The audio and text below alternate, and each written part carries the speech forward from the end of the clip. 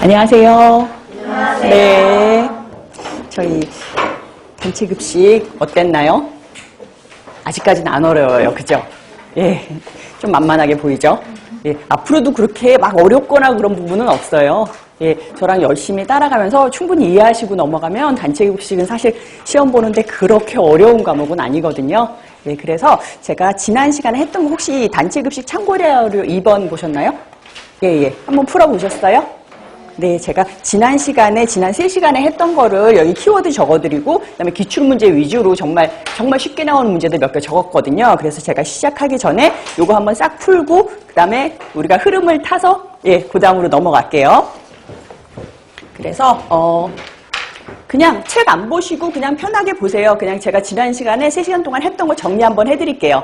네, 그래서 저희가 지난번에 했던 거, 예, 맨 처음에 뭐 배웠었냐면은 단체 급식에 처음에 맛만 봤다고 생각하시면 돼요. 개념에 대해서 했었어요. 단체 급식은 반드시 2가지가 들어가야 되는데 뭐였나요? 특정인, 그죠?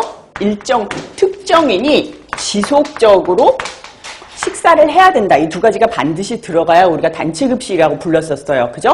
단체급식의 개념에 대해서 했었고, 그 다음에 2번째는 단체급식의 목적에 대해서 했었는데, 왜 단체급식을 하느냐 그러면 여기서는 2가지로 나뉘었었어요. 단체급식이 이루어지는 데서는 뭐든지 갖게 되는 이제 공통의 목적이 있었고, 아니면 피급식자에 따라서 우리가 유형별로 구분을 했었어요. 학교급식이라든가 산업체급식이라든가 병원급식이라든가 그런 식으로 구분할 때마다 우리가 갖게 되는 고유의 목적이 있었어요. 예, 2가지로 나눠서 여러분들이 목적을 알아두셔야 되고요. 그리고 단체급식이다 보니까 여러 명이 한꺼번에 먹잖아요. 근데 이 사람들은 다 기호도 틀리고 필요로 하는 영양 소요량도 틀려요. 그러다 보니까 단체급식은 불만이 생길 수밖에 없어요. 그죠? 그래서 우리가 요거를 단체급식의 제가 문제점이다라고 한번 짚어드렸거든요.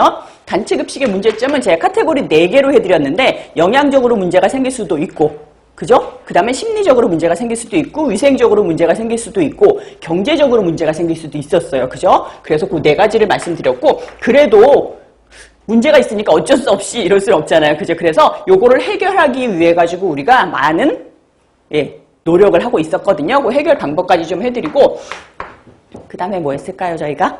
예.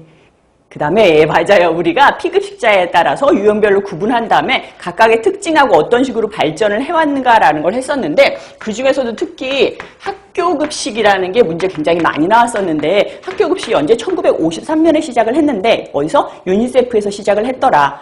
어떻게 시작을 했더라? 구호급식으로. 예, 전자연고아나 이런 사람들 안 굶어 죽이려고 우리가 구호급식으로 시작을 했더라라는 거.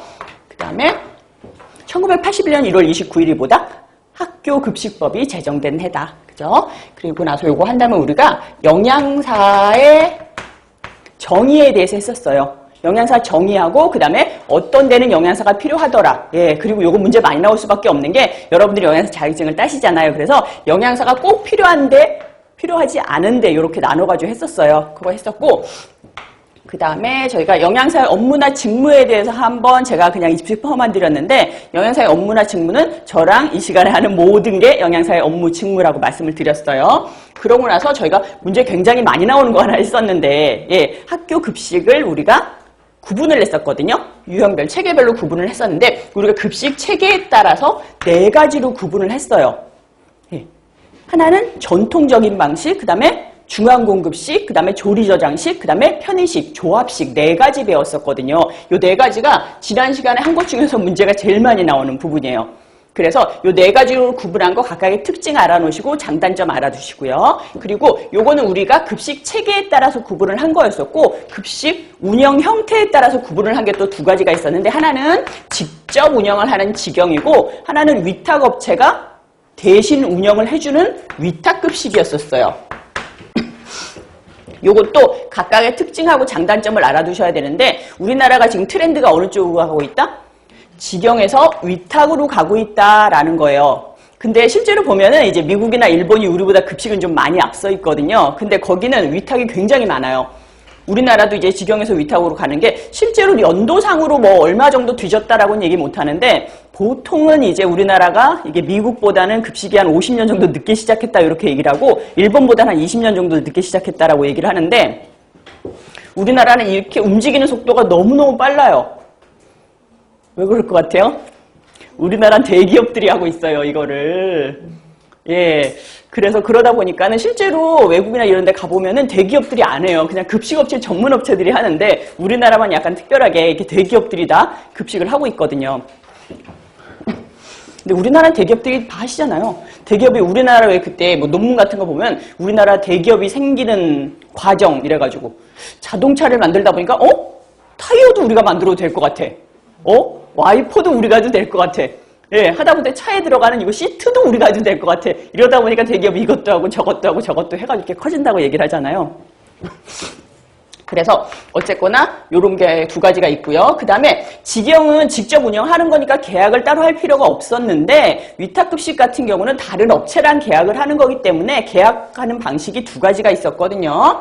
하나는 식단가제가 있었고 하나는 관리비제가 있었어요. 각각의 정의 알아두시라고 말씀을 드렸거든요. 이 중에서 운영 경비, 그 다음에 뭐 재료비, 인건비 다 부담하고 거기에 대한 일정 퍼센트를 수수료를 주는 방식이 뭐다? 관리비제다. 예, 그거 정의 알아두세요. 그래서 문제 한번 볼까요? 이거 혹시 온라인 강의 들으시는 분들은 이거 출력하셔가지고 단체급식 참고자료 2번 출력하셔서 먼저 한번 푸신 다음에 제 강의 들으시는 게 훨씬 도움이 되실 거예요. 예, 그래서 1번 한번 볼게요. 산업체 급식의 목적이 아닌 것은 이라고 이제 산업체 급식이거든요. 1번 기업의 생산성 향상 맞고요. 2번 올바른 식습관 형성과 편식을 교정한다. 이거는 학교 급식의 목적이었었죠. 그래서 2번이 아니에요. 그다음에 3번에 노사 관리의 능률과 편리성을 제고한다거나 4번에 근로자의 건강 유지 및 증진을 한다거나 그다음에 5번째 작업 능률을 향상시키기 위해서도 맞거든요. 그리고 2번에 급식 시설의 공통 목적으로 옳지 않은 것은 이라고 했는데 1번 급식 대상자의 영양 확보로 건강 증진을 도모한다. 2번 환자의 질병 상태에 맞는 식사를 제공한다. 1번은 확실히 맞는데 2번이 아니죠. 2번은 환자급식, 병원급식의 목적이었었어요. 3번에 도덕성 함양과 함께 인간관계를 육성한다. 그 다음에 급식 대상자들의 공동체 의식을 높인다. 5번에 급식을 통하여 가정이나 지역사회에 대해 기여한다. 맞고요. 3번에는 단체급식소의 공통 목적으로 옳은 것은 이라고 했는데 1번 급식 대상자의 영양 확보로 건강 증진을 도모한다. 1번 맞죠? 문제 푸시다 보면 1번의 답이 나오면 되게 당황하게 되지 않아요? 그럴 때는 2번 쭉 읽어보시면 되죠. 예.